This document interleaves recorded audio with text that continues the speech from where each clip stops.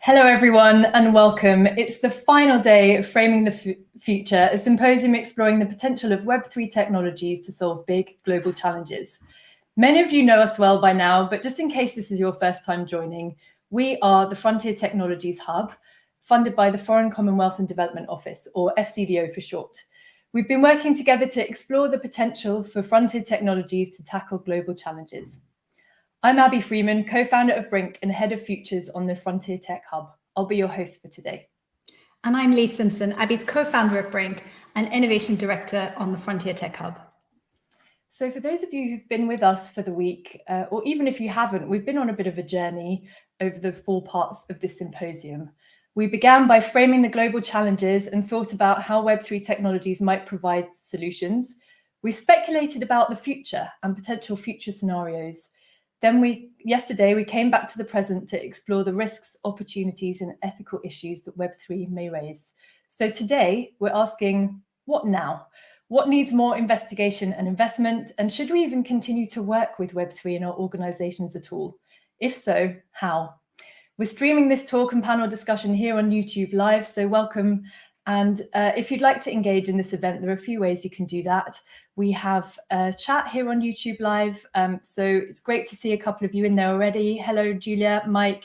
And for those of you joining, please do let us know where you're joining from around the world. You can also check out reports from our research process on the website, and you can find us on Twitter with the hashtag FTWeb3. At the start of this symposium, I said, well, there was a lot that I was excited about, but I did say the thing I was most excited about was introducing everyone who was able to tune in to the incredible cast of characters that the Frontier Tech Hub had met over the course of the summer as we were exploring and learning about Web3 for big challenges.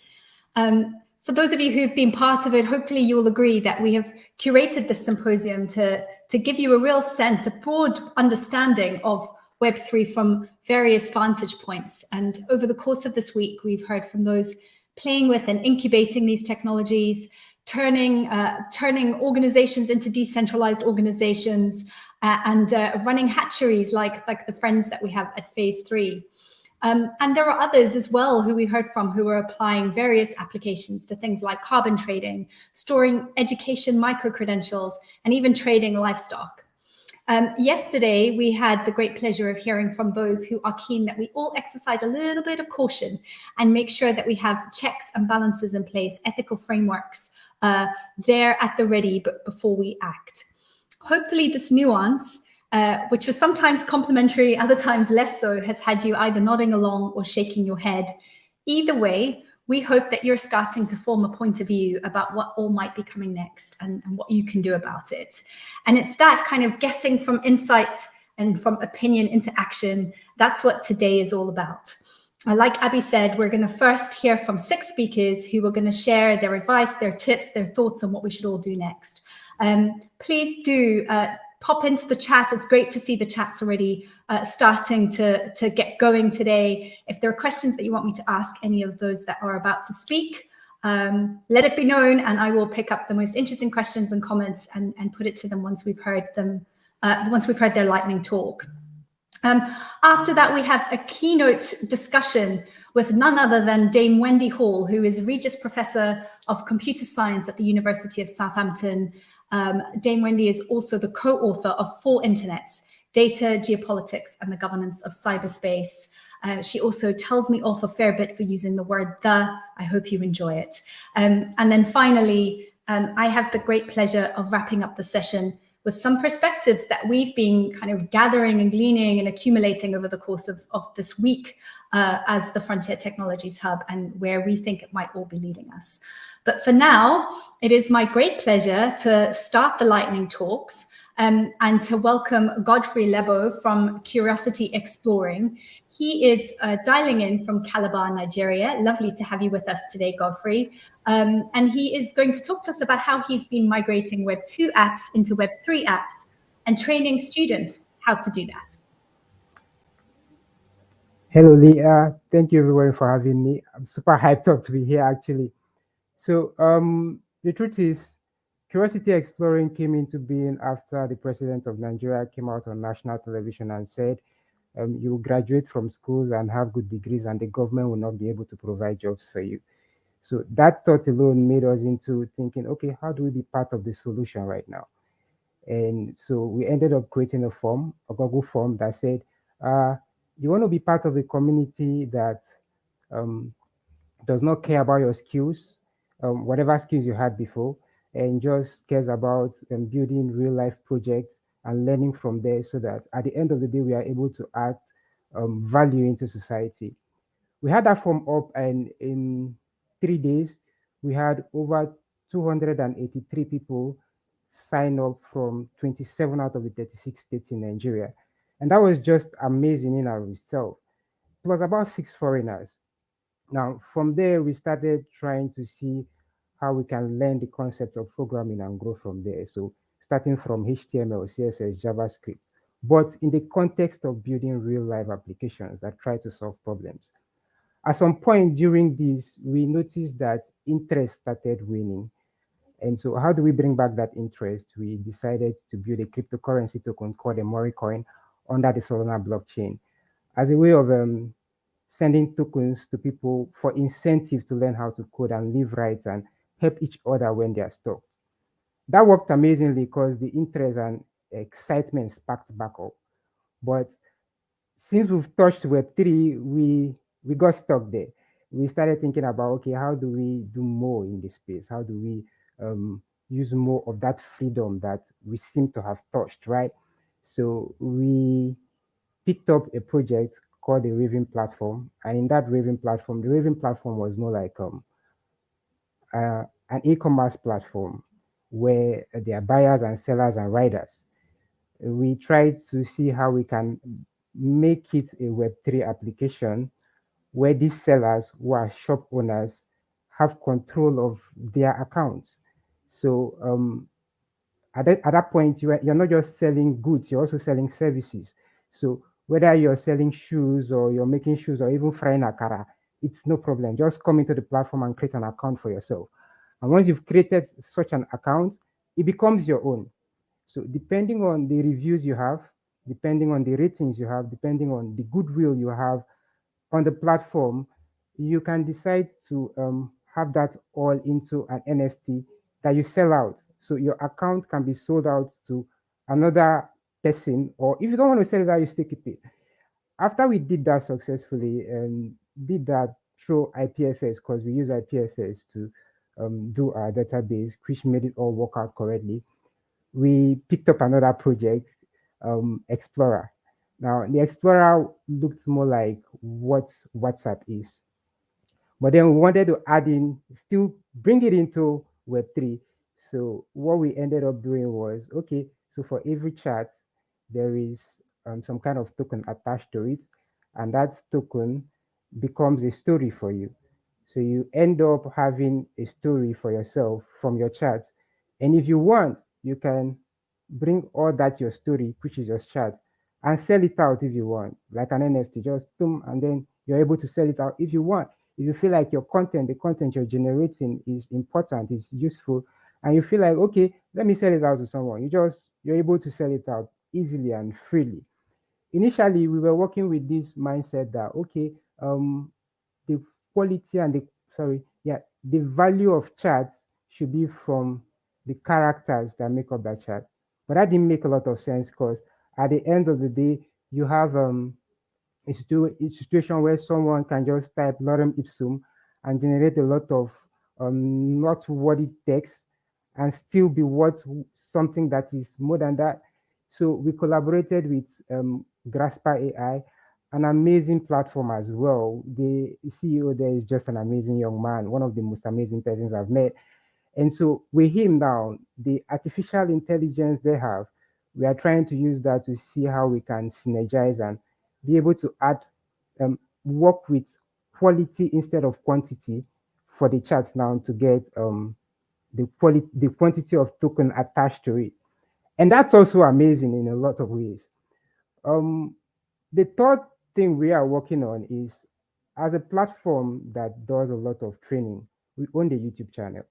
And in that YouTube channel, we had different sessions for training, and then another playlist for issues we felt were in society and how we felt we could solve those problems using the power of technology. So one of the days we had this video up where we talked about the election system in Nigeria and how we felt like the current state of how election is conducted and the current system they had was not solving the issues very well. I mean, you finish election in Nigeria and then you wait for 3 days for collations to happen. How do you count? How do you spend so much time trying to count votes when a simple JavaScript function can do that with just one line of code and in a split second? So we talked about that, hoping that that video would give us access to the election body. And from there, we could see how we can migrate the current system they have into a Web3 platform for a couple of reasons. One, it will make the system more transparent, more trustworthy. The code will be open sourced, and then things should work better and everywhere, and everybody will be happy at the end of the day. But here's the funny thing to it. After we had that video up, in less than a week, our YouTube channel was suspended. And we tried to appeal it, reached out to YouTube and said, hey, so we've read all of your terms and conditions. We don't think we've broken any of them. If we've broken any of them, please tell us which one it is. Besides, you have this on your platform that says that if someone breaks any of your conditions, you give the person a strike. And the person has more than 3 strikes within 90 days, that's when the person is suspended. Now, currently, we are using this channel for a lot of things. And we don't think we've broken any of your rules yet. So please, if you want to suspend our channel, come on, tell us what we did. And YouTube reached back to us and said, we've seen your appeal and your account is still suspended. To have that kind of reply in this age and time really hits me in a lot of ways because I wasn't expecting it. Yeah, I know there's a couple of issues with freedom of speech and all, but I was not expecting it from YouTube. And we felt like, okay, that means the tech world, as the internet, is not where it should be. If someone does not have the right to speak freely, then we've not gotten to where we're supposed to be.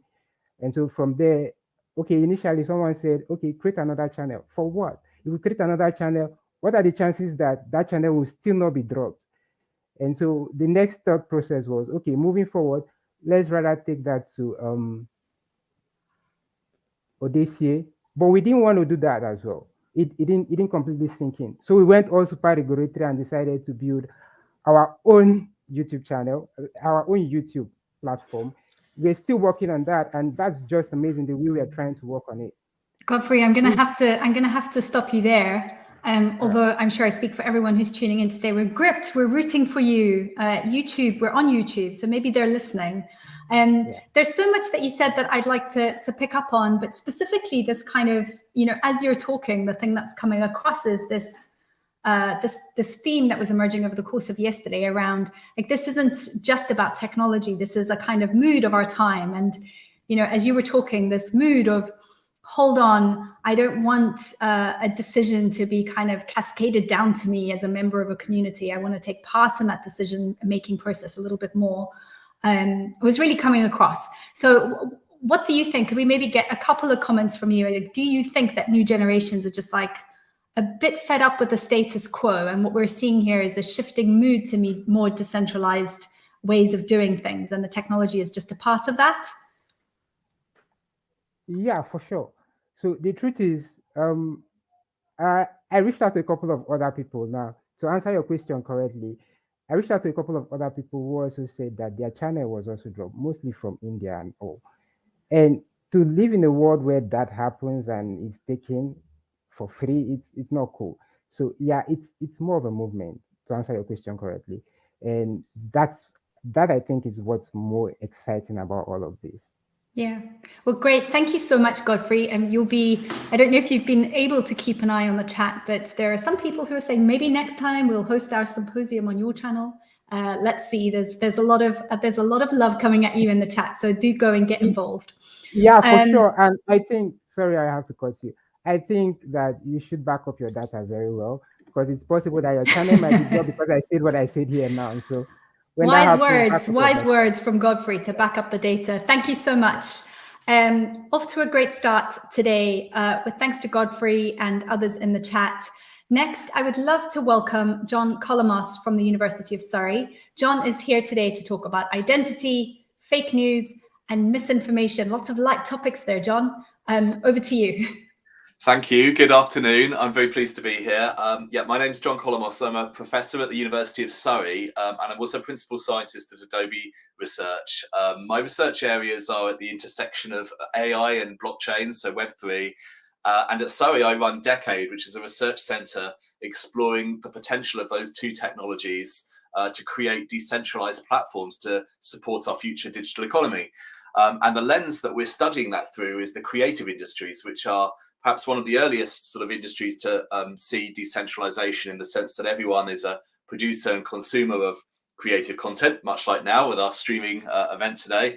And we've been exploring the potential of distributed ledgers of Web3 to address the problems of fake news and misinformation, which of course are very much problems of our time. They affect everything in our society, from our democracies to health through COVID misinformation, for example, through to wartime propaganda. And I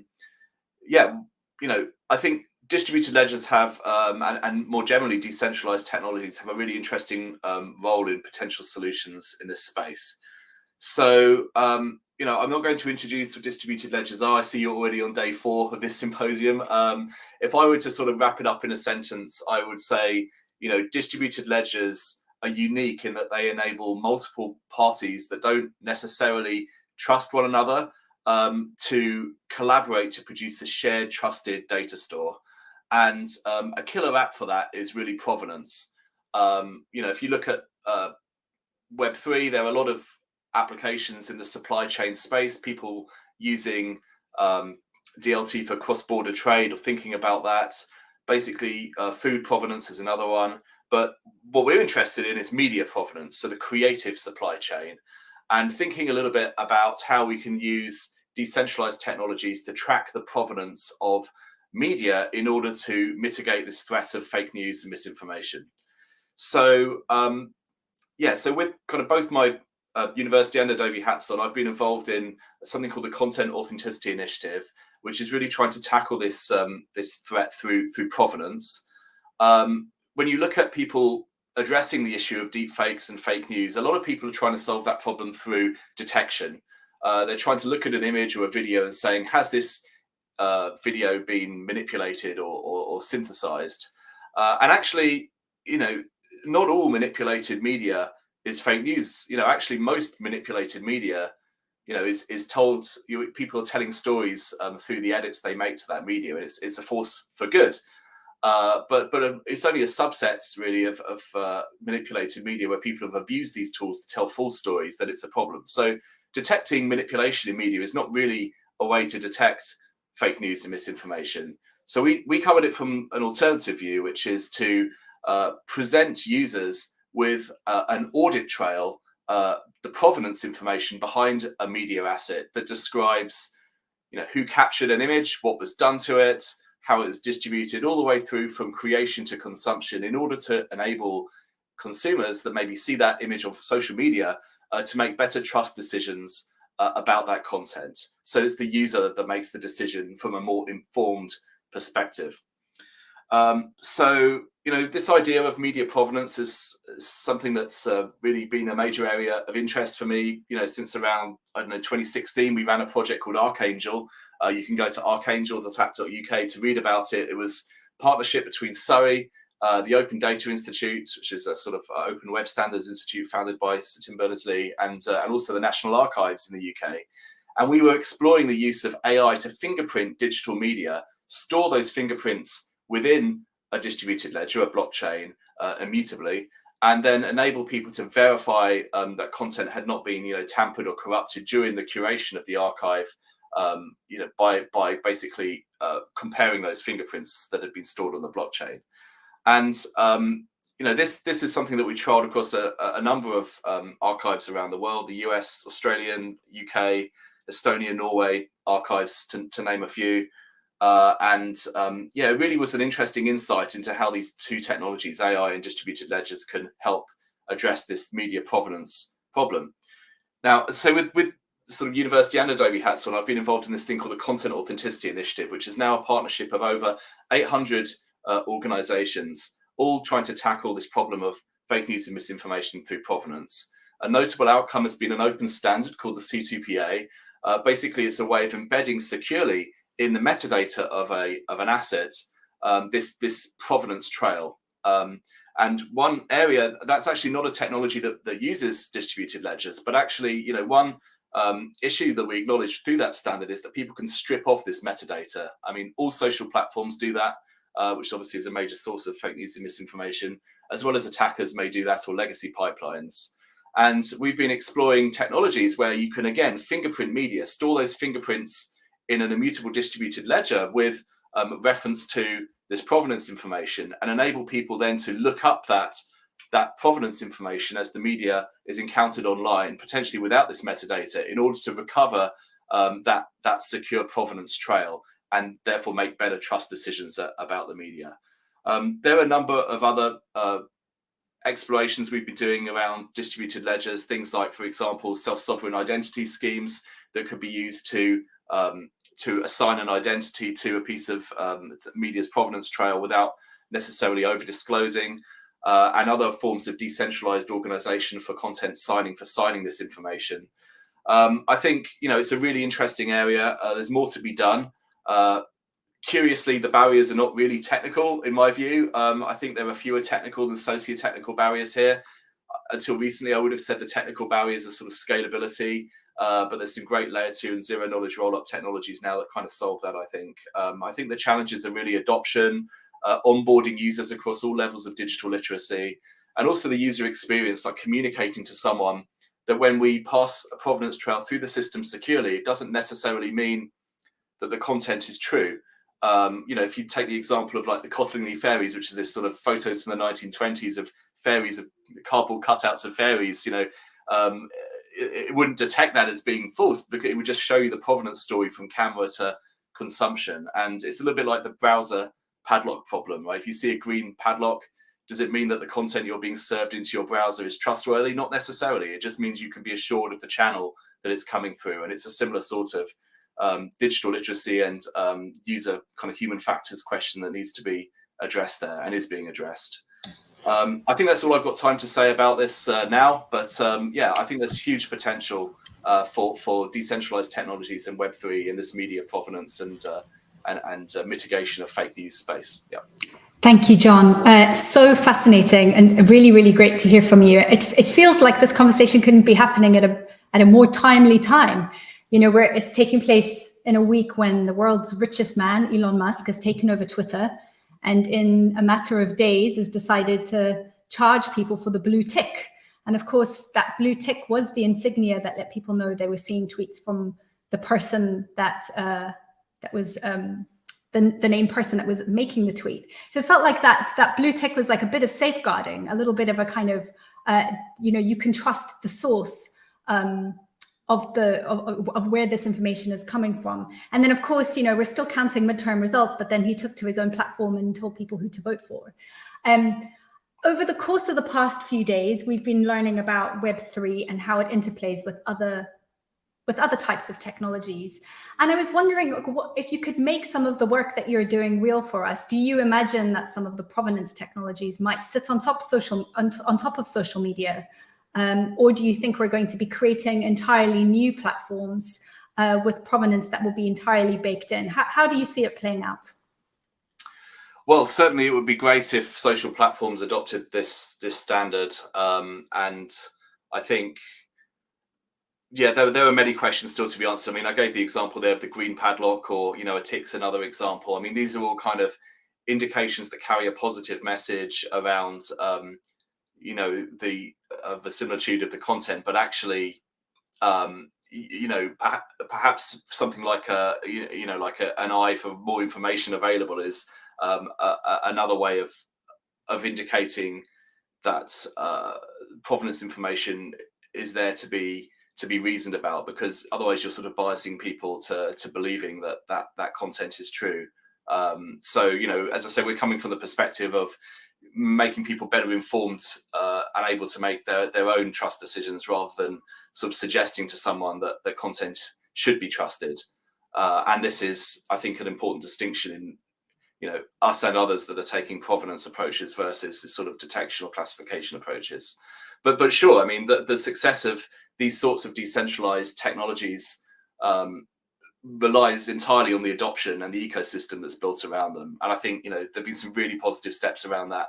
As I say, Content Authenticity Initiative has over 800 partners now. We're seeing this metadata being produced even by some hardware manufacturers now in their cameras. So, it's definitely on a really strong footing for mass adoption. I'm excited to see where it's going to go. Yeah. Great. John, we have lots of great people from NGOs, donors. We, of course, have folks from FCDO tuned in. Do you want to leave them with a request or a thought as we say goodbye to you today? Well, I think, since we're talking about Web3, I think what's been really exciting over the last few years is we see people exploring distributed ledgers for applications beyond cryptocurrencies. We're seeing more general uses of distributed ledgers for provenance in all sorts of supply chain scenarios.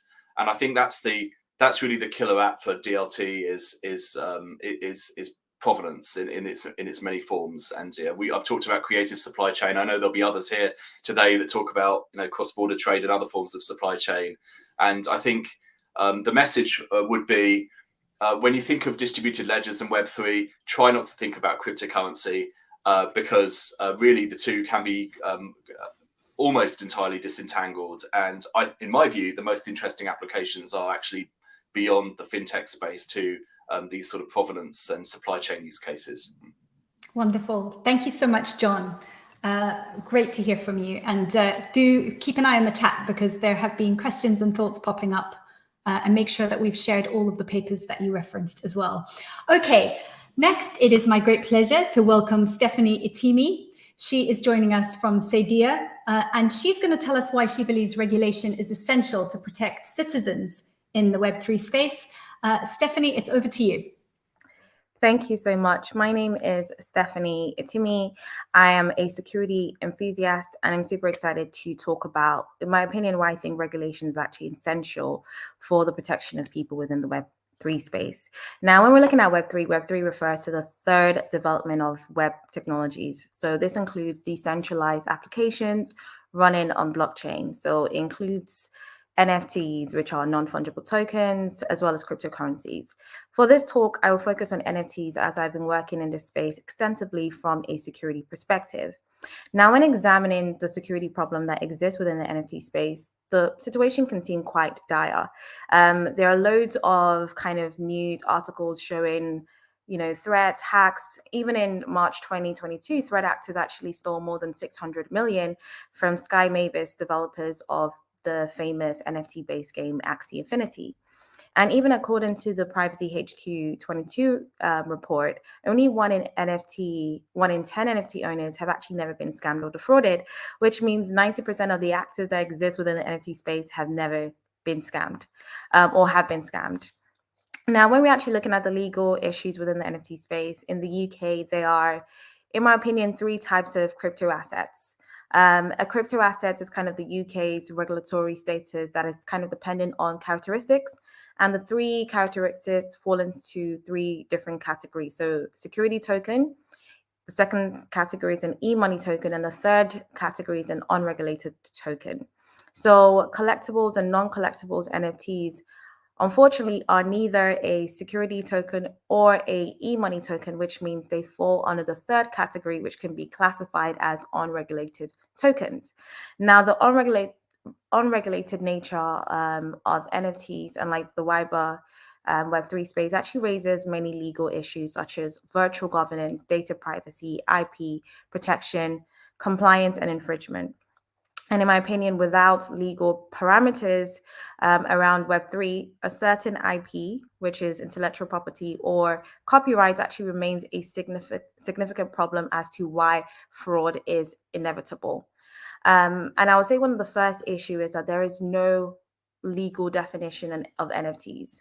And because of that, and also when I talked about the legal categories, and because NFTs falls under the unregulated category, it actually makes it very difficult for people to be able to protect themselves.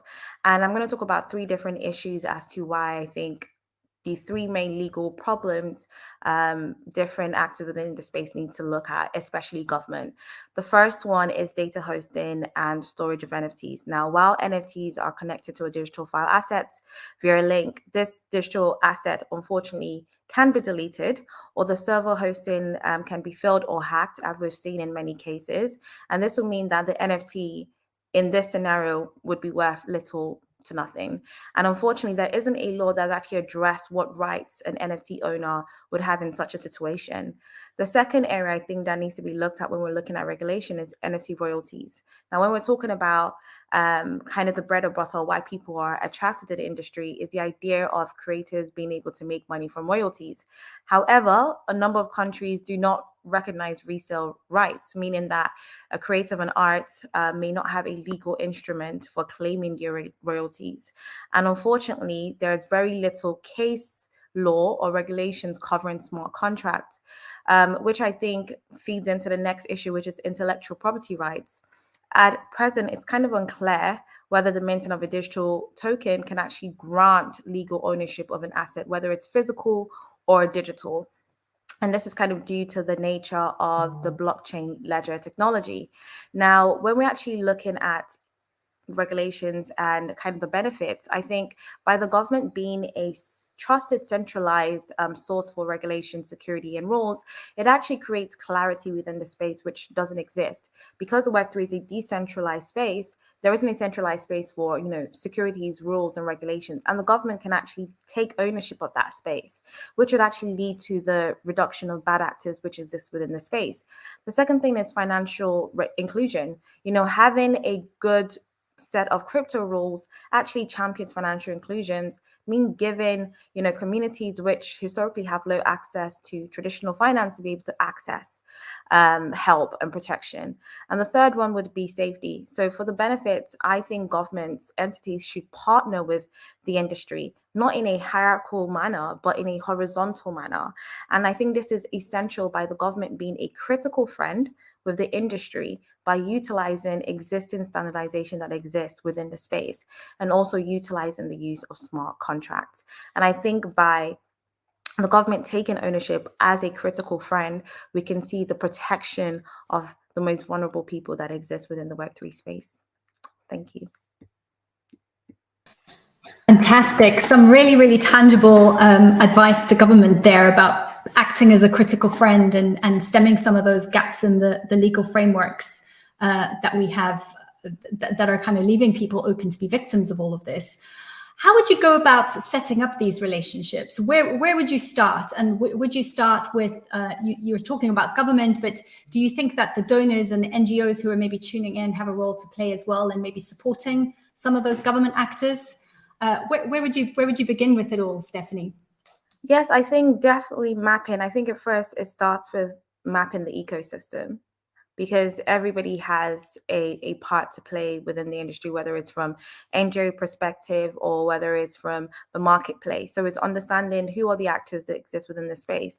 But in my talk, I talked about the lack of definition. There needs to be a legal definition of what NFTs are or the different technologies that might come within the Web3 space, because the lack of definition, you can't protect what you don't understand. So I think there has to start from kind of acknowledging, okay, what is the ecosystem? Who exists within this space? And then starts having those conversations. I talk about the government being a critical friend because the idea or why this space has become so popular is the decentralized factor of the space. And by being a critical friend, you're being the centralized space for, security, for rules, for regulations, just ensuring that you're helping safeguarding, but it's not creating a whole entity but it's kind of understanding what currently exists. There are different standardization that exists within smart contracts that are being developed every day by community or NGOs. Utilize those and see, okay, how as the government can I enhance it from a security perspective? And by doing that, you're working horizontally and not acting from this kind of top down, but rather you're working from the down up, where you're actually utilizing the community to help you make that decision. I do love this idea of a horizontal critical friend, kind of government actor. And Stephanie, it would be remiss for me to not touch on the diversity question. I know that as part of your work, you're also running career development platform, and your goal is to support, I believe, 100,000 Black and minority ethnic women and girls to enter cybersecurity by 2040, which is amazing. I'm curious, it's 2022.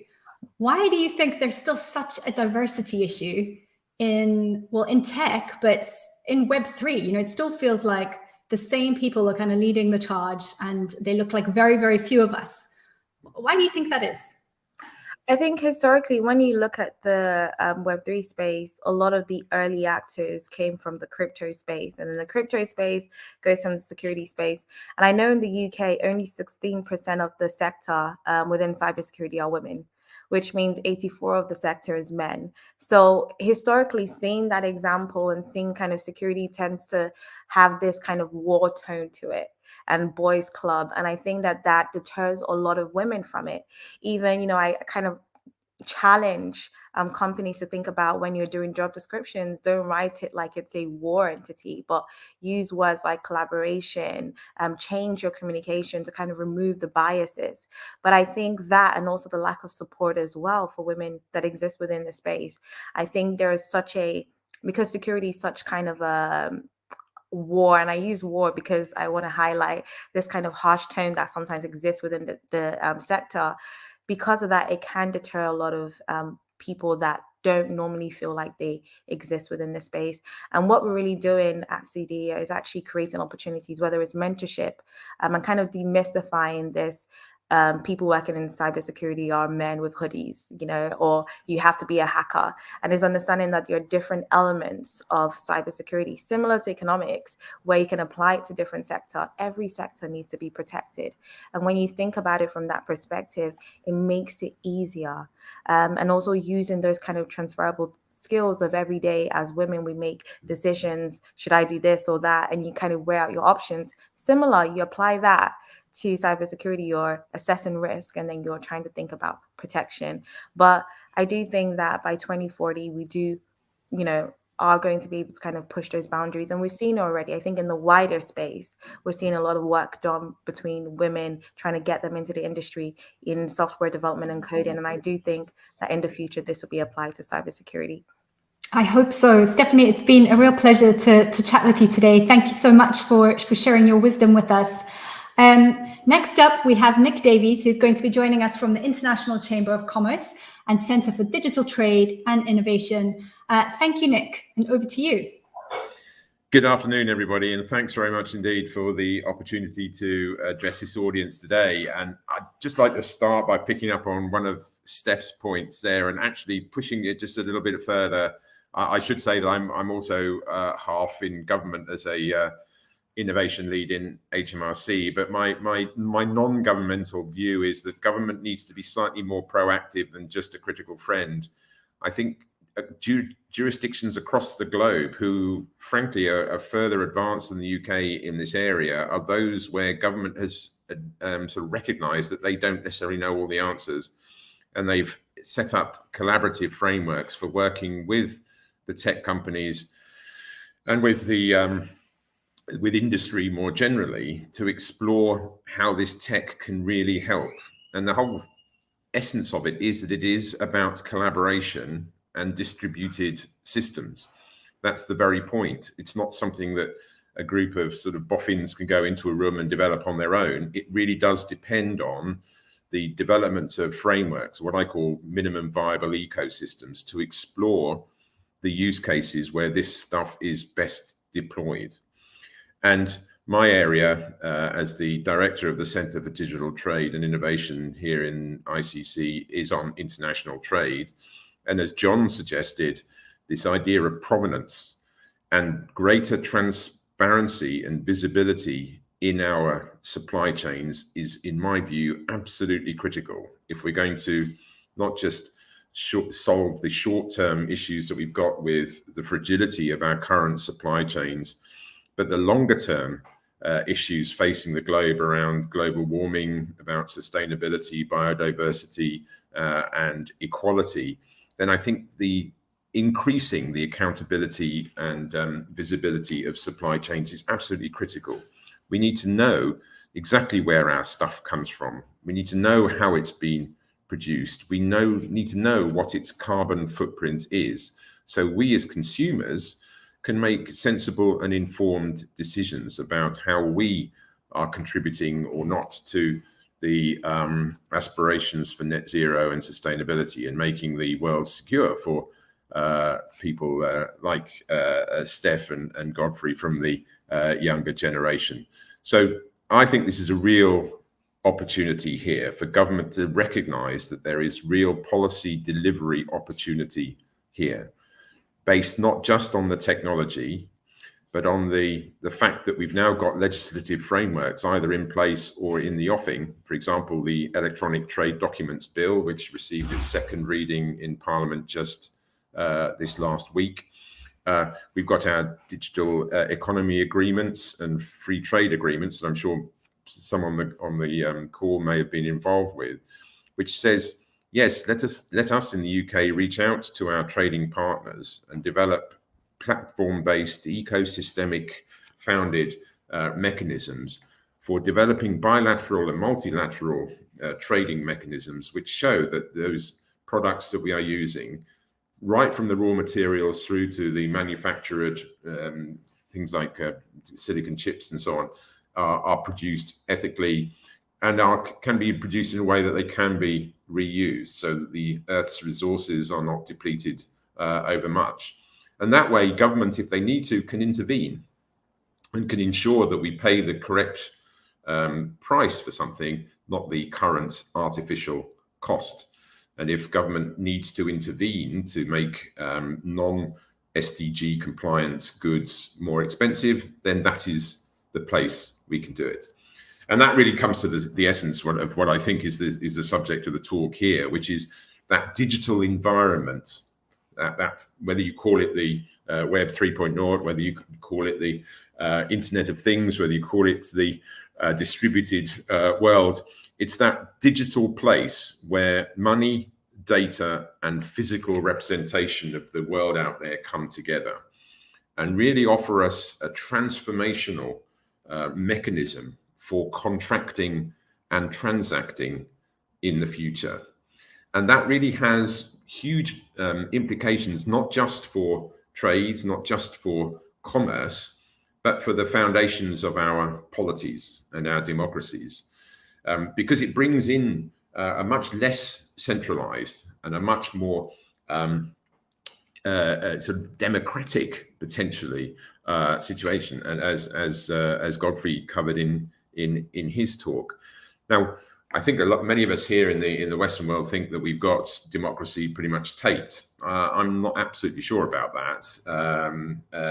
There are a number of issues cropping up with the way in which things are done, and I'm not saying that the technology on its own can solve all those problems. But for me, if we are going to transform things, I think we need to deploy the technology and the policy and the standards and the legislation all in the same direction. Reuse those where we possibly can. And I think the government can be a catalyst to bring those things together and ensure that this technology is the public good that it can and indeed should be.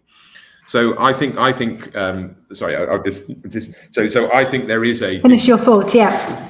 So I think government can catalyze the effort here. Governments globally can catalyze the effort here and ensure that we have the same sort of standardization and visibility that operate across our supply chains. Great. Thank you so much, Nikki. There have been moments through these lightning talks and panel discussions where I just think, I wish we were in the real world so that I could see what everyone's face is doing. as they're listening along to you. And I'm sure that, especially for colleagues at the SCDO, that they were nodding along and taking numerous notes.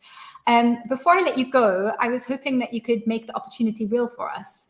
So you're talking about supply chains and provenance as a kind of killer app. And, you know, I feel like FCDO in particular is in a kind of interesting position because they are government, but they also interface with numerous country governments all over the world.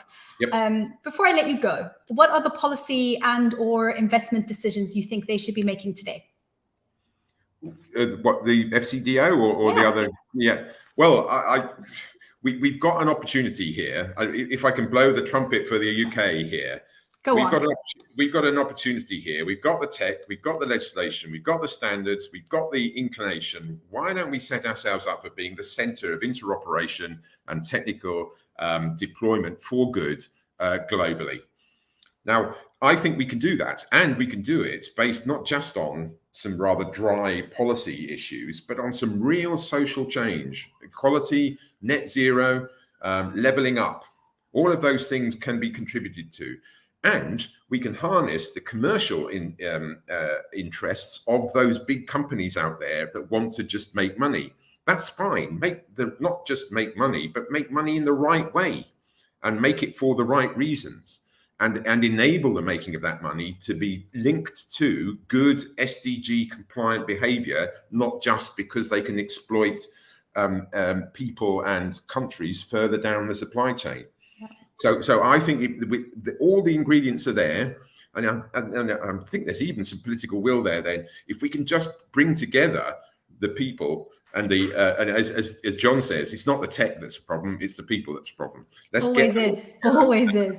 And pull in the same direction, and I think we could make a real difference. Great. Well, I can't see people's faces, but I can see the chat, and you're getting a couple of bravos, inspiring stuff there for the UK to kind of lead the charge in whatever comes next for good and for the global good. Thank you so much. Really, really inspiring stuff, Nick. Next up, Michael Cooper. Welcome to the session. You're joining us from Panagora Group. You're going to be talking to us about the need for monitoring and evaluation and learning frameworks for decentralized development. It's a pleasure to see you. Thanks for letting me be here with everybody. As my background is a researcher and evaluator, and so when it comes to the Web 3.0 space, my primary concern is, how are we going to measure things in a Web 3.0 landscape where we can use the blockchain to actually help us with the measurement, or we're actually measuring things that use a blockchain. And so I partnered with some colleagues from the Pulte Institute at the University of Notre Dame, and we created a learning agenda that's broken up into four different components with 30 different questions, or what we like to think of as knowledge gaps, essentially saying, these are the things that we should be thinking about as the Web 3.0 space becomes more prominent in international development and social impact. And we're going to have to use our existing skill sets, create new skill sets, new partnerships with new disciplines to measure the use of blockchain for social good, and then actually using blockchain as a tool for how we actually do our measurements and manage our data. And so while this learning agenda is meant to highlight these knowledge gaps, it's actually also an open invitation to develop a community of practice and interest around this, and start to generate the evidence that we need and the best practices that we need to begin to actually do this work at scale. Because we all know that technology grows at a faster pace, and a lot of times than our ability to understand the use and the implications of that technology grows. So as much as this is a highlighting of initial knowledge gaps and learning questions, it's also an invite to collaborate on the solutions to the questions that we raise. So while there are 30 questions in this learning agenda that we have that we're publishing, they kind of fall into some key themes across the four areas. And the four areas are data governance, measurement, data management, and ethics. This is the first version of this learning agenda. And so we anticipate that not only will new categories be added, some categories may change, new questions, etc. But as it stands right now, at least in this initial draft, in the areas of data governance, some of the key themes that we highlight in our learning agenda is, as evaluators, as researchers, how are we going to collect our data to do our research when there's more and more ability of individual users to have control over their data, right? So we call it the power of permissions, the ability of individuals to have more power and influence over how their data is accessed and used. Because the models that we currently operate in within Web 2.0 for research and evaluation, we have kind of like these standardized consent protocols and things like that that have changed somewhat with greater use of things like big data. But again, as things like self-sovereign identity become more mainstream and people have more ability to control the data that emanates from them and as the data source, and they can own that data, how do we respond to that, especially when within the field of research and evaluation, there's such an emphasis on open source data, right? Collaboration around making data sets openly available for the researchers and evaluators. We're going to have to rethink a lot of those paradigms once blockchain becomes more used at scale. In terms of the measurement component of the learning agenda, we really focused primarily on, we need to start to identify different types of problems that different types of blockchain designs and token designs are most suitable for, right? So we've already seen these early applications of blockchain technology and tokens to achieve some type of social impact. But what's the root of that social impact? What's the problem they're trying to solve? Because if we can kind of come up with a typology or a menu of problems, well, as we start to develop menus of token designs, we need to develop the evidence that can match the type of the problem with the best type of blockchain, the best type of token design, the best governance scheme, and weld these all together into a solution. But we need evidence to drive that correlation and build those menus, so to speak. And so we focus a lot on the use of tokens as well in terms of measurements, because tokens are so important to how blockchain is able to deliver its efficiencies, its cost savings, and its overall potential impact. We really have to understand the role of the token, especially when it comes to things like behavior change. Even when we talk about even like a simple supply chain that's managed on a blockchain, there's still a level of reliance on the token for that blockchain to incentivize and leverage certain types of behaviors within that supply chain, right? So some bad actions within that supply chain are actually impossible because you're using a blockchain. Other bad actions or good actions you want to incentivize or disincentivize by how you've designed your token. So the token's actually somewhat of a behavior change tool. So if we're going to be using tokens as behavior change tools, we need evidence to start to think about how best that can be optimized in an ethical manner. And I'm going to stop there and open it up for a question. Thank you so much, Michael. I love it sounds like the way that you're depicting these tokens are like almost the cookie of the Web3, where they can kind of track behavior in the way that you're describing it. I wonder if you could tell us a little bit about this theme that seems to be emerging through all of the lightning talks today, which is like the tech is there, it's the human component that needs a bit more effort. And I don't want to be making too many assumptions about what I just heard. So when you talk about the community of practice and the necessity for people to kind of gather around these evaluation frameworks, are you saying a similar thing? Is that where you think we need to place some effort? Is that the kind of human component and coordination of it all? Yeah.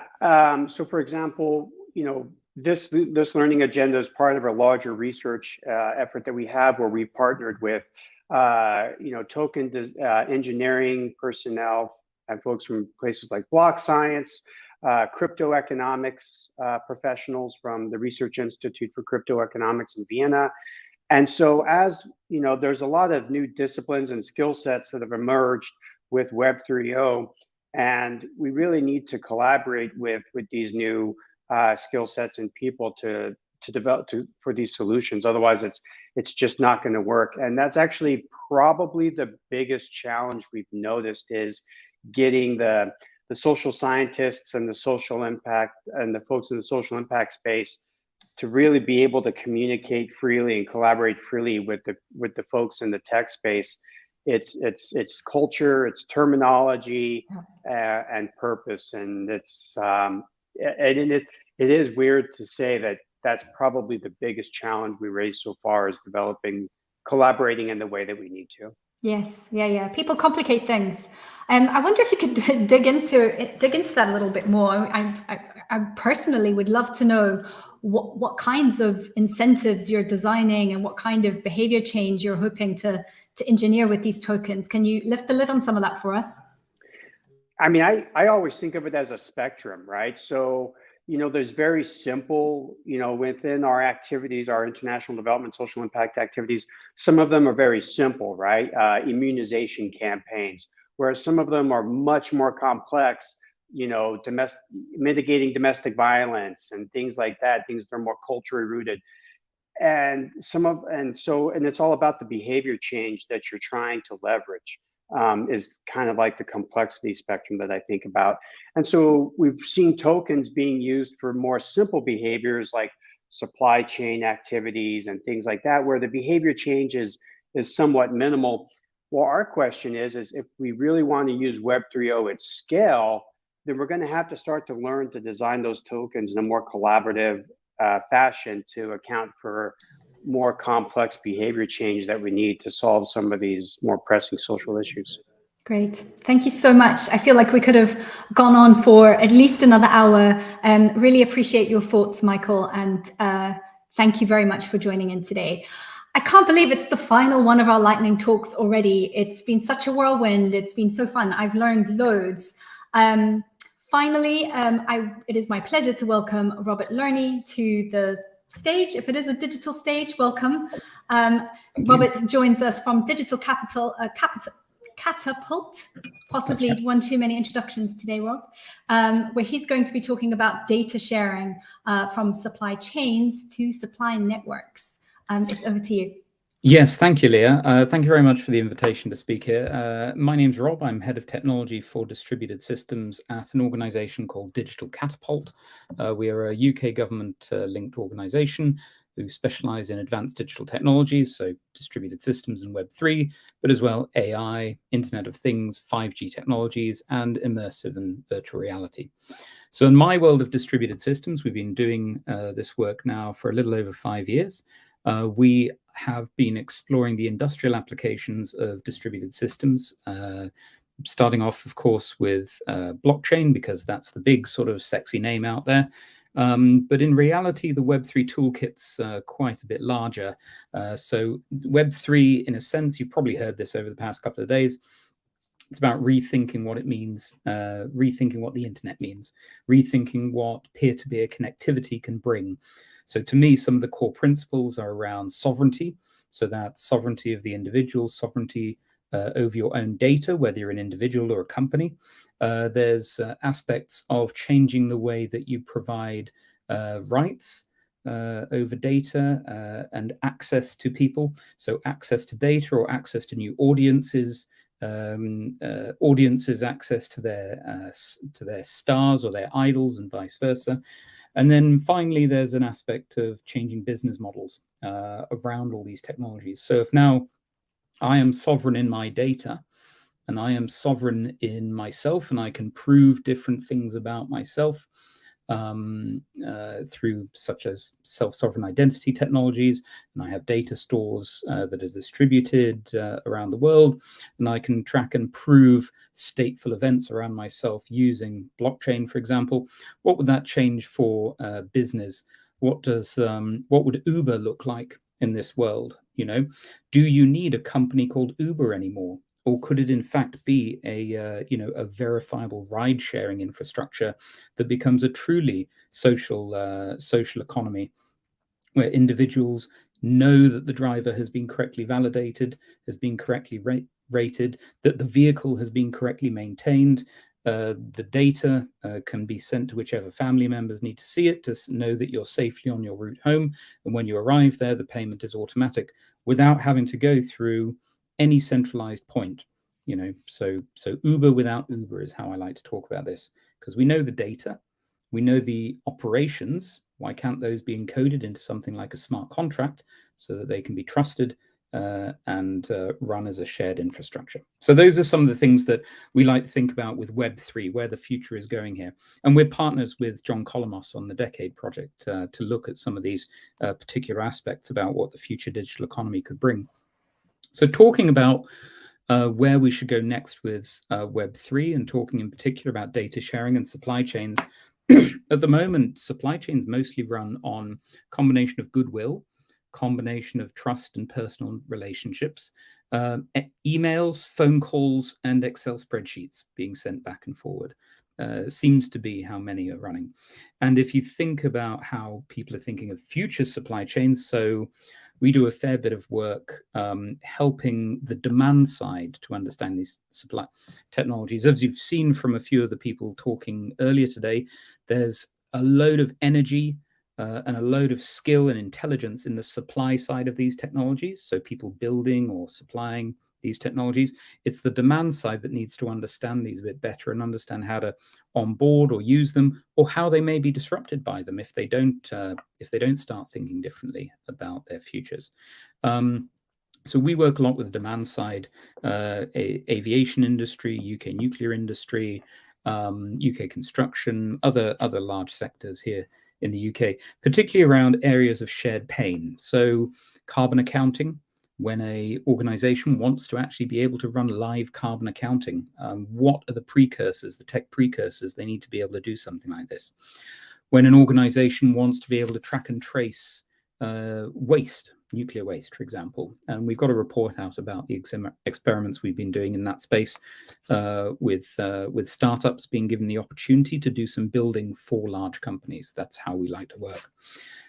We've also embarked on some work in the aviation supply chain, where organizations are thinking, how do we automate some of our processes, align them digitally, so things like blockchain and smart contracts come into those conversations, but also be able to trust the parts that are being made by sub-tier manufacturers.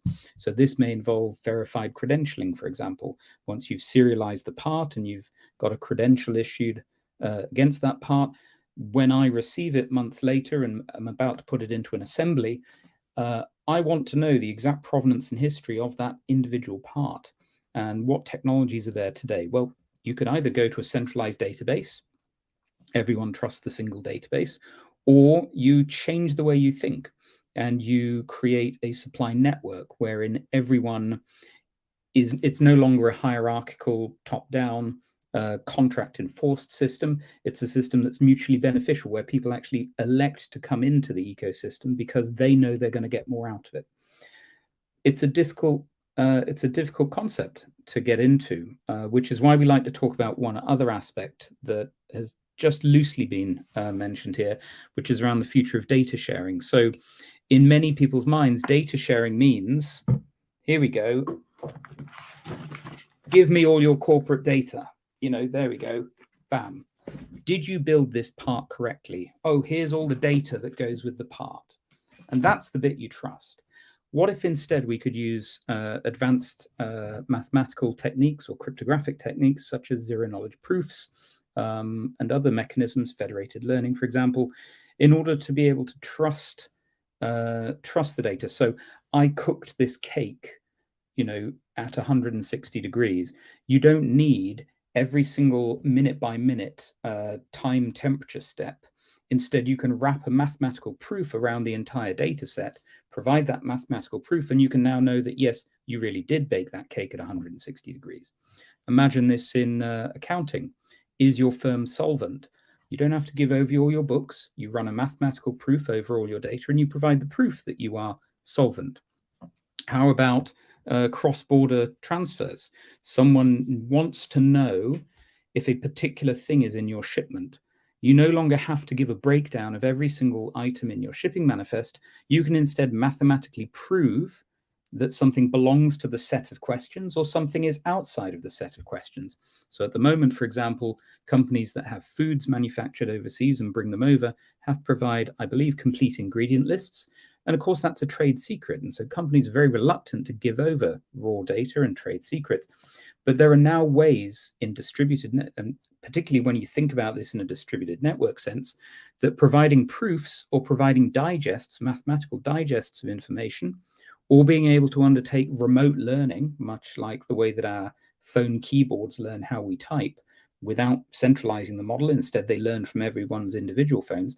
Some of these new approaches and technologies are going to change the face of data sharing and what it means to actually share data. It's no longer handing over the raw, it's asking the right questions, getting the provable responses, and that will transform business in the future. What do we need to do now? We need to start experimenting with it. We need to start investing in properly scaled pilots of some of these approaches around real industrial contexts. So I think I'll end there. And great. Thank you so much. There are a couple of questions that have popped up in the chat, which we're not going to have time to cover. So I do encourage you, Rob, to go and have a look and answer it in the chat. But for now, I do want to pick up on just a couple of points. Yes. How do you see efforts around self-sovereign ID linking with national ID systems? This is a question that's come in from Seb in the chat. What are your thoughts there? The issue is one of politics. What do governments want to do with identity? Do they want a panopticon where there is a central repository of everyone's data? Or are governments happy for individuals to be sovereign in themselves? The technologies mostly exist. They're a little less mature than some of the other technologies out there, but it is not beyond the wit of humanity to imagine a self-sovereign credentialing and identity system for the UK. However, we had the opportunity to deploy something like a remote learning system during the COVID crisis. You may have heard that Google and Apple activated those features on the phones, and instead the government spent billions building a centralized data repository. So that may tell you something about how our government thinks about your sovereignty as a citizen. So I think the answer there is it depends. A quick follow-up from Phil. Does it have to be either or, centralized or sovereign?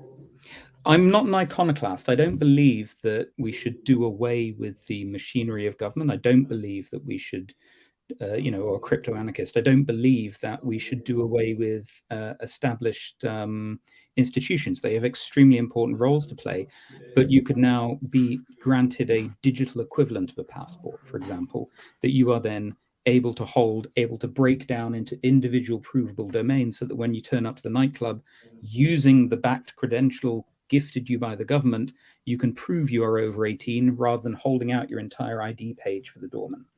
Yes, yes, and I think we saw versions of that even on day one of the conference, and that with the idea of micro credentials for education. Great. One last question, if I may. One of the themes that's been emerging over the past few days for us is this kind of new technologies, but some very old ideas around things like data unions and other things. And I know that in your work, you sometimes talk about this kind of slow evolution back to the world of self-sovereignty, which I really enjoy. For those in attendance from FCDO, what role do you think FCDO should or could be playing in all of that?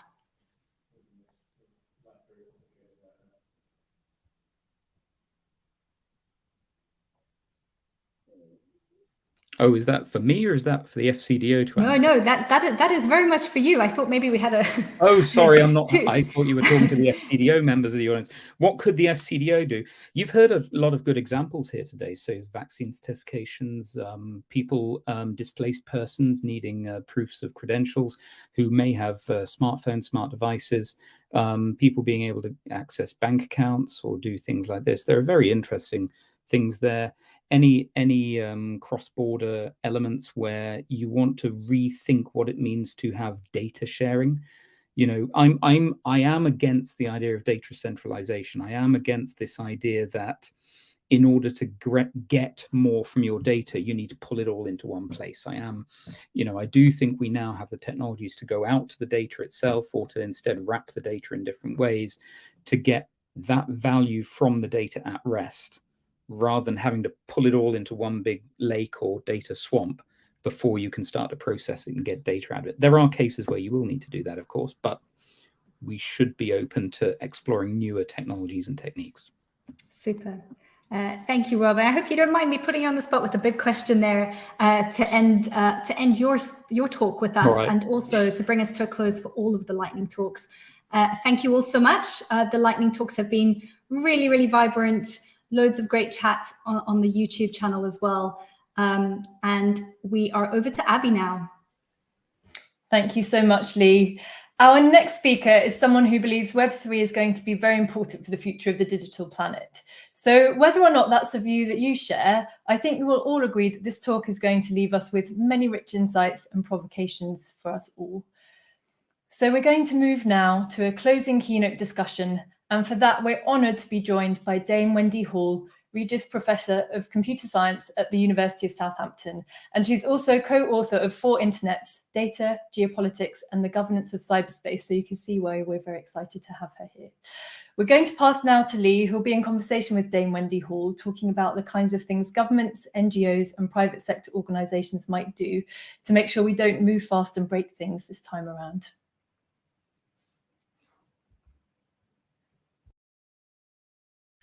She is Regis Professor of Computer Science at the University of Southampton and has published numerous books on web science, including 4 Internets, Data, Geopolitics, and the Governance of Cyberspace. Dame Wendy Hall, it's a pleasure to have you with us. Thank you for joining us. And if I may start by saying, why are you here? Why do you think this is an important topic? When I initially got your invitation, well, first of all, I think people in the FCDO and government generally need to understand what this whole concept Web3 is about. And secondly, and I think we'll come to this later in the conversation, there are other things coming down the pipe like the There are other things coming down the pipe like metaverse. And we'll talk more about this later. And I think Web3 is going to be very important for the future of the digital planet. But we don't know. Oh, no, let's stop there for now.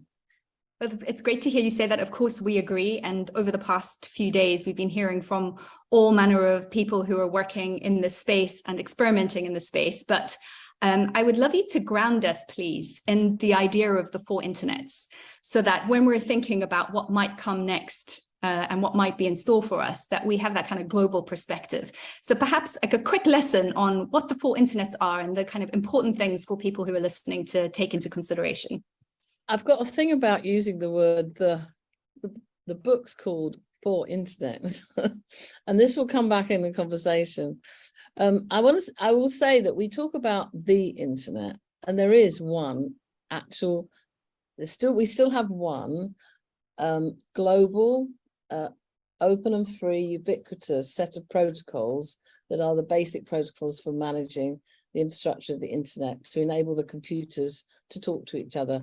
And those were the protocols that were invented, TCP/IP, that were invented by Vint Cerf and Bob Kahn in 1974. It's 50 years in 2024. We'll be celebrating that. Hopefully in 2024, those protocols will still be the same and we'll still have underlying one internet.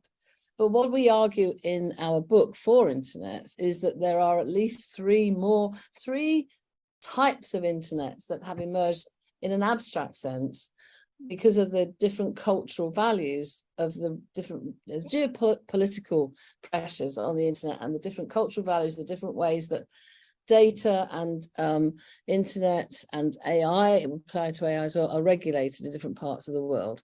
And to go through it very quickly, we think of what happens in the US as the commercial internet. As far as the Western world is concerned, that's where all the companies that we now use all the time, the Googles, the Facebooks, the Amazons, the Twitters, very big news at the moment. He's just sacked everybody. All the big social media companies that evolved as part of Web 2.0, they're all based largely in the West Coast of America. And they lobby Washington to get the laws, the regulation that may help them grow as a company. as companies. And there's nothing wrong with making, no one ever said there was anything wrong about making money using the web, being commercial, but that's their main, they've got to please their shareholders, and that's what they do. Keep rolling around the world, you come to Europe, and our sort of classification of Europe is the lead value in Europe is data protection. And the UK is out of the EU now, but we still, I think, are still value led in terms of data protection is very important to us, and we may be considering whether we adopt a different version of GDPR, but that sort of that value is very, very important to us, as well as free speech. And in common with the US, we have these Western values, but in some ways for Europe, that's making that the lead value means that it's much harder for the innovators, and sometimes it's hard. We don't have a big company in Europe, and we won't have because we have, we don't have any of the big techno giants here, and we won't have because of that sort of constraint, if you like. And the big thing about the data protection is the growing calls for data sovereignty, which means you've got to think about where the data is held, which in the world of the cloud seems quite ironic, really, but that's something that companies have to grapple with, and makes it so that's Europe's data protection, good and yin and yang, right? Taking us to China, and of course in China, from the very get-go, the Chinese realized very cleverly that whilst the internet was first taken to China in 1997, used in China in 1997, so they've had it nearly as long as they've had the web nearly as long as we've had. The internet's much older than that, but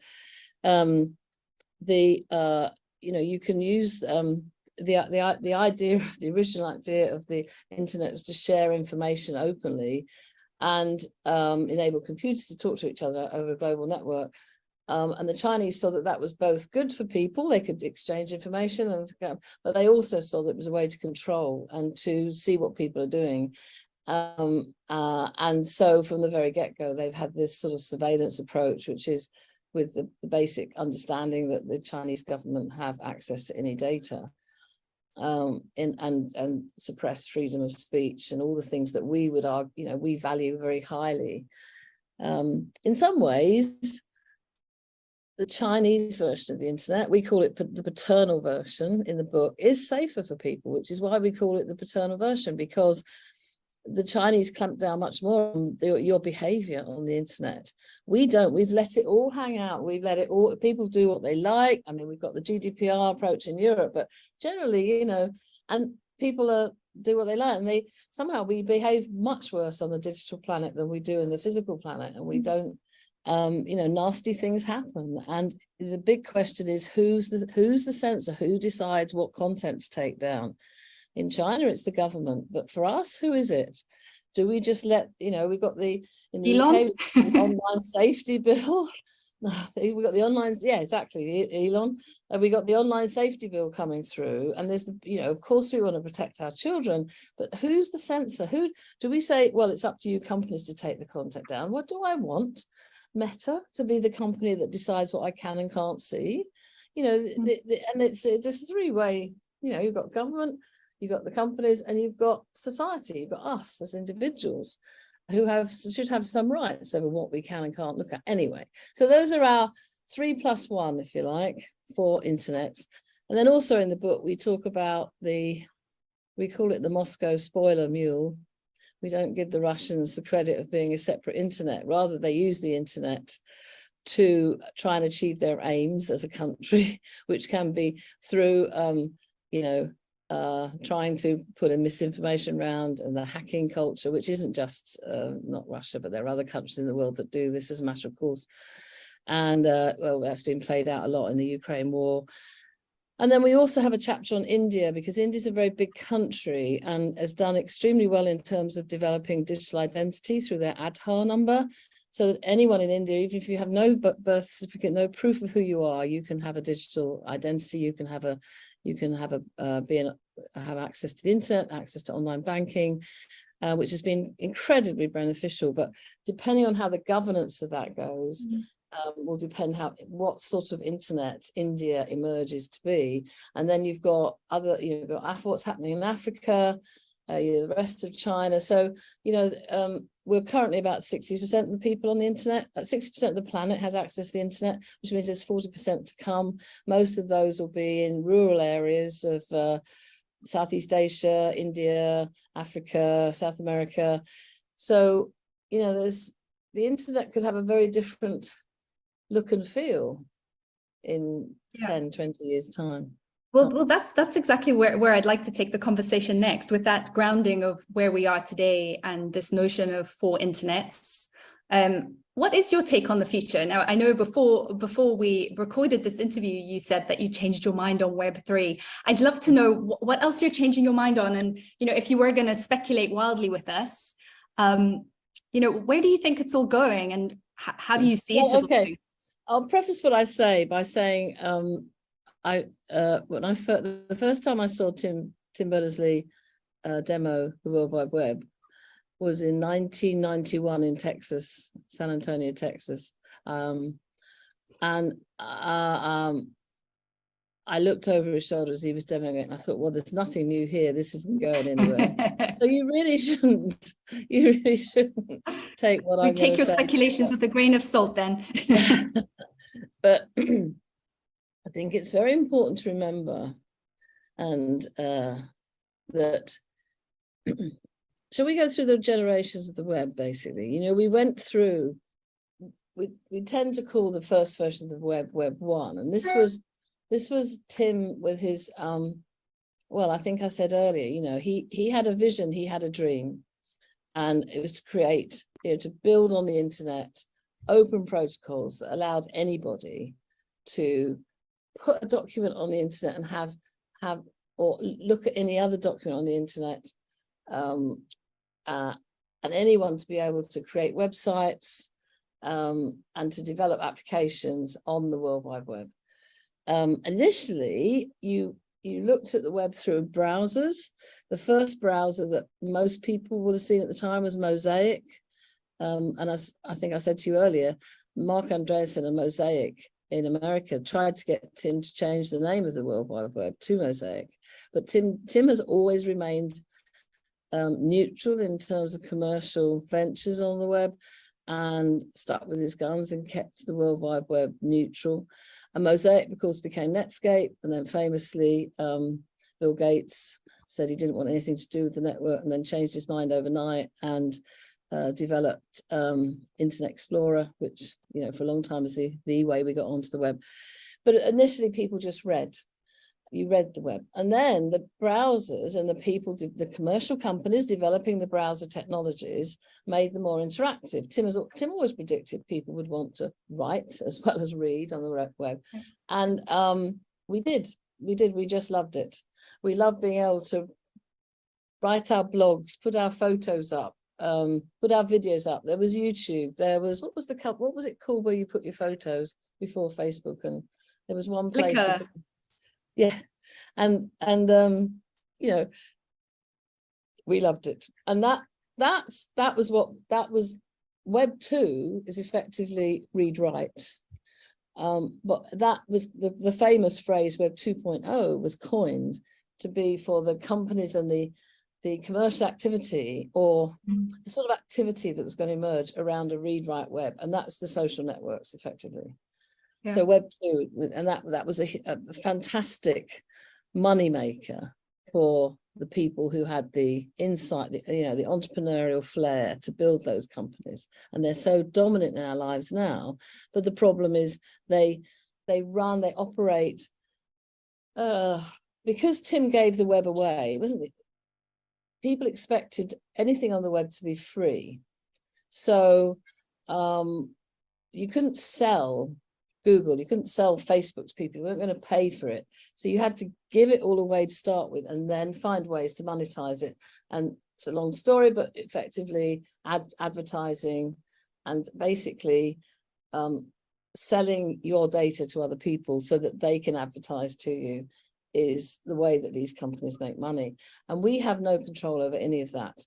we like it, we like what they do, and it's a contract, if you like, and you tick the terms and conditions. You've no idea what's in those terms and conditions documents, but you tick it, and basically it says anything you do with us is ours, the company's, right? That's what basically they say. And you put your photos onto Facebook, you think you're going to have those in a few years' time? No, it'll disappear when Facebook disappears, which it will. All these companies, companies don't last hundreds and hundreds and hundreds of years.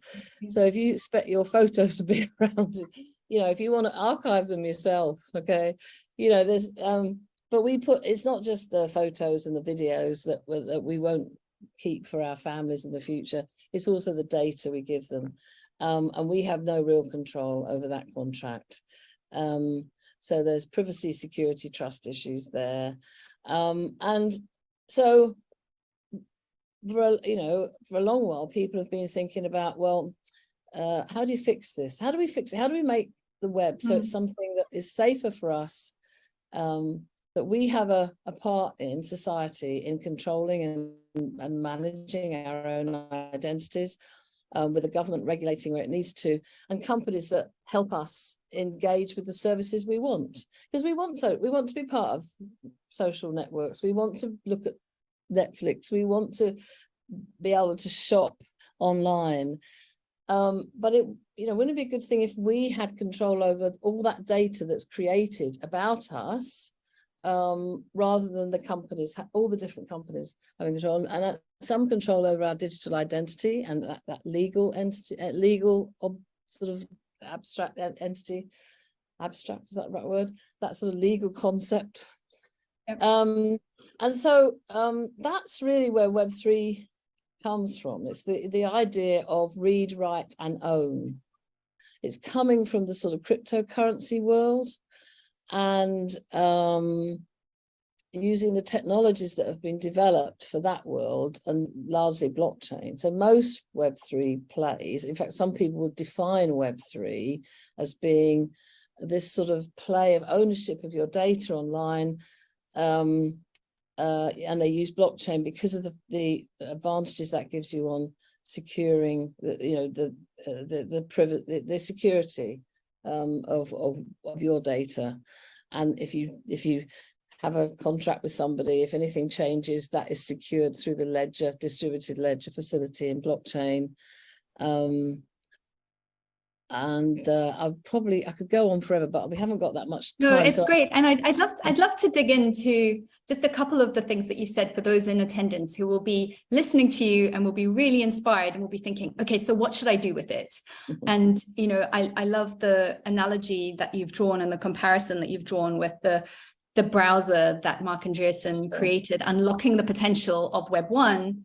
And I was wondering, what do you think are the things that might unlock the progress of Web 3? Well, what are the things that might create a kind of more equitable use of these technologies? And what do you think those in attendance, given that we're talking to people like NGOs, policymakers, and others, what sort of activities should they be promoting based on everything that we've learned from Web 1 and Web 2? Well, to start with, Web 3 doesn't exist yet. And anyone that tells you it does is not being real. So how would you classify all of the crypto activity and cyberpunks and talk to us? Well, as I said to you earlier, I think we're at the stage of Web 3 that we were with hypertext systems before the World Wide Web.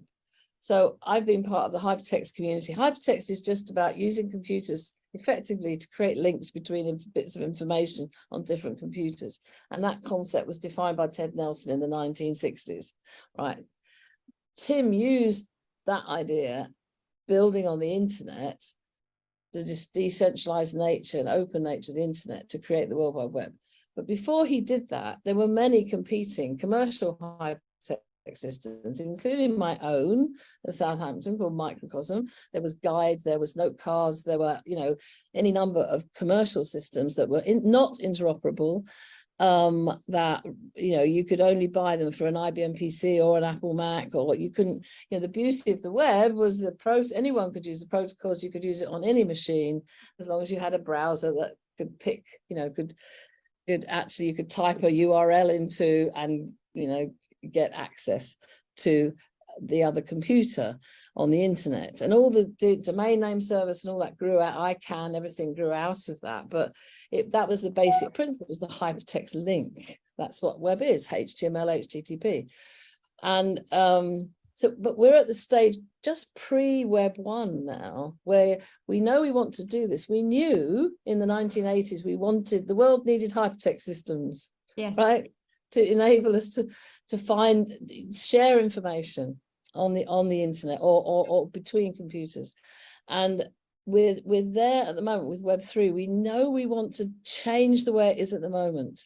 We know we want a world where we have all the advantages we had with Web 1 and Web 2 and that evolution, but in a way that gives us control or ownership, whatever that means. I'm not a lawyer, of the data that is generated about us. It's not all personal data. The only personal data we've really got is our biometric data. Everything else, every other bit of data that we might think of as personal data, is actually created with a third party in some, whether it's your health data or your tax data or your family data or any, pictures, video, there's always other people involved. But so we're at that pre-web stage, if you like, pre-Web 1 stage. So I think we're actually in the penumbra of Web 3 at the moment. And there are a number of commercial companies, there are a number of not-for-profit organizations that are thinking about how to develop a Web 3 and using blockchain. And what we need is the person with the vision and the dream who's going to come along and join it all up in a way that, and can it be like the first Web 3 to start with? I don't think, I just don't know, because I think it's so complicated what we're trying to do, and we don't know yet how to manage the pods or the wallets. What companies, right. Can we go to legal? Is it going to be legal firms, or is it like banks, or is it some new type of Lego bank? Well, I haven't thought of that before. So, someone that where you put your money into a bank because they're going to look after it for you and keep it safe. Mostly they do. Lawyers. So your advice is that we need to find the next Tim Berners-Lee, the visionary, who can make sense of all of this. It's not necessarily one person, but it could be. But it's I think more likely to be a realization of what's needed, and then it could be like the first mover company that says, I will look after your wallet for you. I will manage your contracts for you. This is how I'll do it. Do you remember the fuss about digital identities and who would help you sort out the issues around if your identity was stolen, that sort of, I do remember, but I don't know that it's in the past, is it? No, it's not, and it will get even worse in the future, you see. And this is why we're going to need new entities to help us deal with all this. And it's very chicken and egg, I think. But that's why, the Web3 world has come out of the crypto world, and you put I haven't got any, but you put your cryptocurrency, don't you, in a wallet on your mobile phone? You do. Don't you? I don't know. You do. I'm very surprised that you don't have any cryptocurrency. I'm not a fast mover. What do you call it? Early adopter. I'm not. I tend to think about, because I think about how things might evolve. I think about the bad things as well as the good things. So I'm a bit risk averse in that sense. Well, we're pre-Web 3, and the other thing I think we should say, you're going to say, I want to talk about metaverse. Are we going to do that? Yes, let's talk about metaverse. And for people listening, they'll know that we've taken metaverse out of our kind of definition of Web 3. Yes. But right. What happens in the future where both of these things might be burgeoning? Then there are other things as well, of course, because we've got quantum computers coming down the line and all sorts of things. But we're pre-Web 3, and I think it's very important to look at who is developing any Web 3 platform that you are considering, and which country they might be based in. Right, I think that's really important. Towards the Foreign Office, I won't say any more, but you could imagine what's behind my statements there.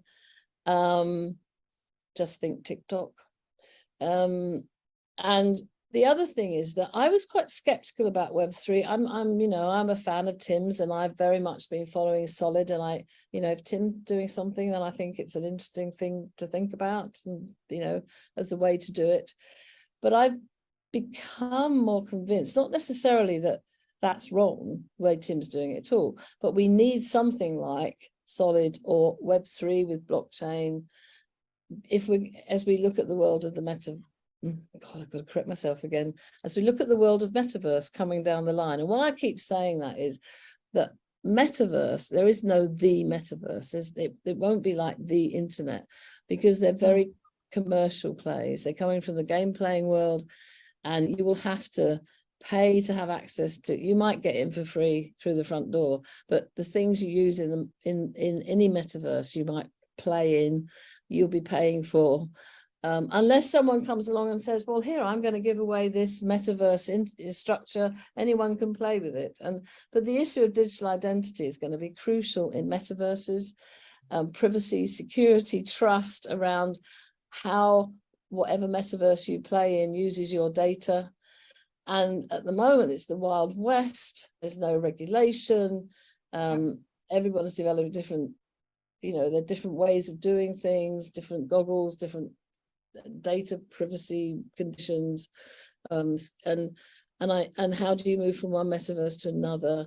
And unless we do have a person or a team with a dream that makes it all interoperable, even with that, I think a Web3 type play is really important, because without it, then we're all going to be very vulnerable to things that could happen in metaverses that are far worse than anything that happens on the internet. So I love that call for, I guess, innovation and the next generation of potential innovators. Really inspiring, very grounding. Dame Wendy Hall, before I let you go, is there anything you wish I'd asked you today? The only thing I can think of, I would say that I want to make the diversity point, which is I'm very worried that most of this stuff is being developed by the male geeky nerds. And if you look at the companies in Silicon Valley, that culture is deep, and we so need more diversity, both on the engineering front and on the people who are developing the tools and technologies that we'll use to keep us safe in these new digital worlds. So we want much more diversity. Yes. And I don't just mean gender, I mean across the board. And it's really, I think the other thing is just as you start thinking about metaverses, and the big problem at the moment is whether you put goggles on or if you're going to be immersive, how, what's this augmented reality going to be like? And we see in the future, chips in our brains coming down, which might mean we don't need the goggles, but the idea that computers can read our minds is quite a frightening idea. And I think we have to really think now about making sure that what we do in our digital planet, we're safe in terms of what happens to our data and our identities. Yes. And I think that government really needs to worry about that. I love the final note of taking care of our digital planet and making sure that, I think what I'm hearing you say is making sure that the next generation of innovators don't just come from one part of the world and look like one subset of humanity, but are perhaps of a more kind of global standing, which I'm sure everyone in attendance will really appreciate. Dame Wendy Hall, it's been a real pleasure to talk with you today. Thank you for making the time in a busy schedule. And we look forward to seeing where it all goes.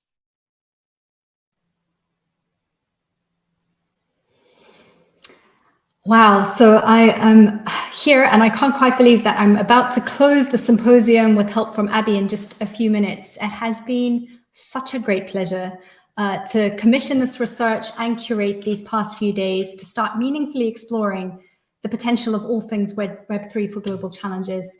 Thank you for tuning in. Thank you for your great comments. Thank you for your smart questions and for making this feel like such a great conversation over the past few days. And an especially big big thank you, of course, to our colleagues at FCDO for funding this important work and for helping to make all of this possible. I'm leaving these past few days thinking that really the story here is one of tangibles and intangibles, that it's a mood as much as it is a set of technologies. And for me, and I don't know what it's feeling like for those of you who've managed to stay with us all the way along, the possible outcomes definitely feel more vivid to me when some of those hard and soft factors stitch together more.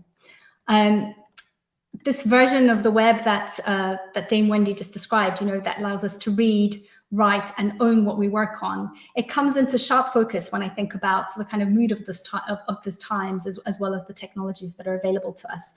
So I can imagine scientific discoveries that aren't intermediated by big pharma, but are instead intermediated by decentralized communities, so that citizen scientists can make fast, open progress together and be financially rewarded through a kind of royalty scheme for their efforts.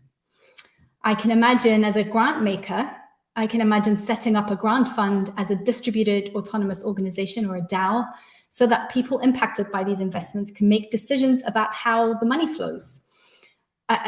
Examples like that start to make ideals around grant making decisions that are never about us without us, and allow us to decolonize aid possible, while also removing some of the cost of doing business associated with grant management and other business processes.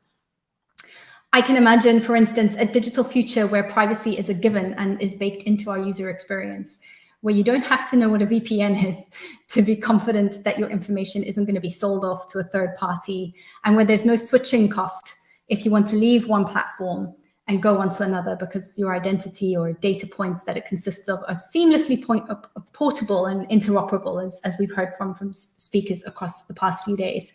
So it's this kind of stitching together of the kind of hard and soft that I feel really kind of pull these opportunities into focus. And we've heard loads more possible scenarios and use cases over the course of today alone.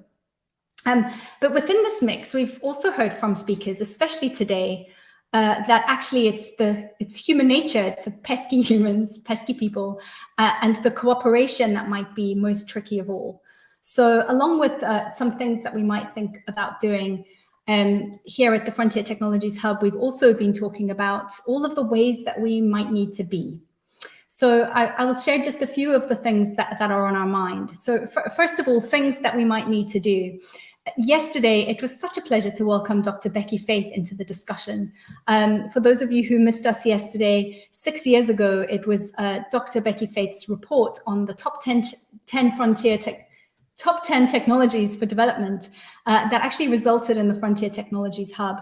And her call at the time was pretty much the same as it feels like it is now.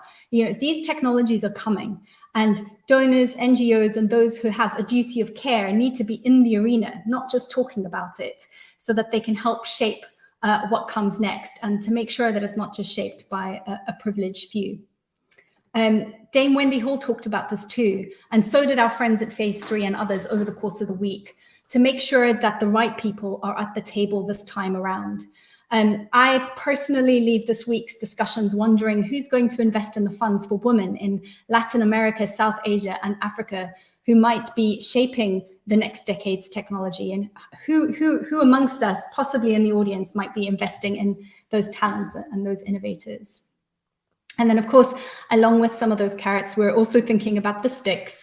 There's still a lot of cynicism, and there's frankly concerns over the precarious nature of things, especially NFTs, crypto.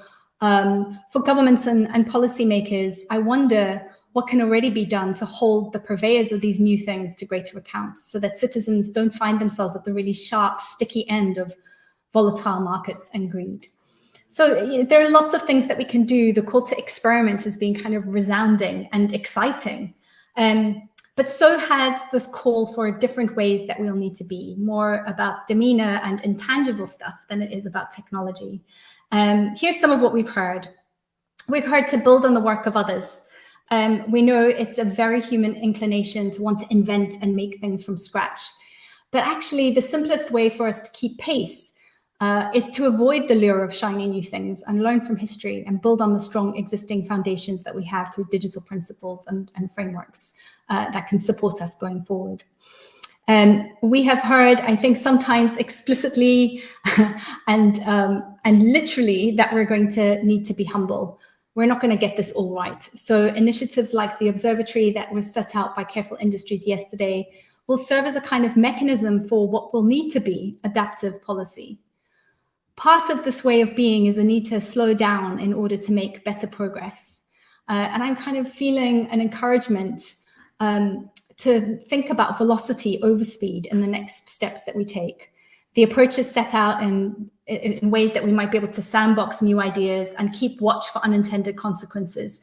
These give us the ways that we can take action, that we can get into the arena, but also give ourselves the mechanisms, the tools to course correct when we need to. And we will need to. I think that's a given. And finally, there has been a call, again, sometimes literally, for us to be more collaborative. Plural perspectives, unusual bedfellows, how we bring people together who aren't used to working together is the other way that we're going to need to be. You know, we're going to need to be curious about one another and curious about one another's vantage points. And I feel like it's the thing that I've said most of all this week, that I was just so excited to introduce you to the variety of the cast of characters that we've met over the summer. And it's true, and in part it's because, you know, these characters don't usually share a stage.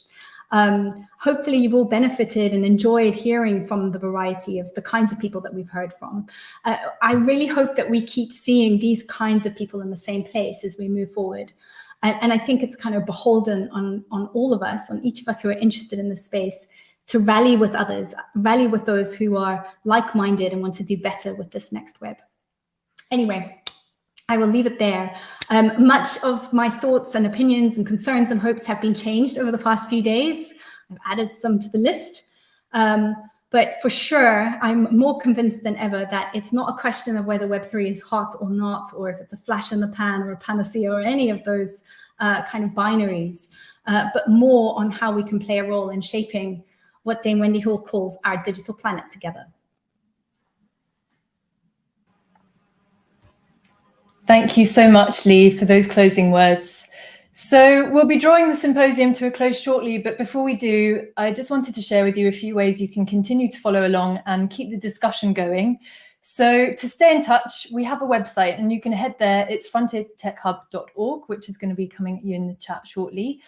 And there are a few other ways we can stay in touch as well. Firstly, all the recordings and reports from this symposium are going to be up on the website and coming at you in a follow-up email to everyone who's participated live. The Frontier Tech Hub's pulled together a briefing note that you might have seen already. It's a synthesis from all we heard and learned this summer from the various pieces of research. So if you've seen the note already, that's a version 1, and we're going to be updating it with insights that have come from everything we've heard and learned this week. So we'll be sending that round by email soon too. You can join other events like this in future by signing up to the FT Hub newsletter, which the link is also coming at you right there in the chat. Thank you, Jim. And in the meantime, you can continue to follow along the Frontier Tech Hub on LinkedIn for updates on our work, on our stories from the frontier of tech for solving big global challenges. So all that's left is for me to say a final thank you, to echo some of what Lee said just earlier. A big thank you from me and Lee to the team for all of their hard work behind the scenes. To each of our guests for your contributions and provocations and for joining in so wholeheartedly. To the research partners that we heard from this week and collaborated with over the summer. And to each of you who tuned in and joined the conversation, thank you. And I'd finally like to echo Lee's thanks to the FCDO for funding and supporting this important work. Thank you and goodbye for now.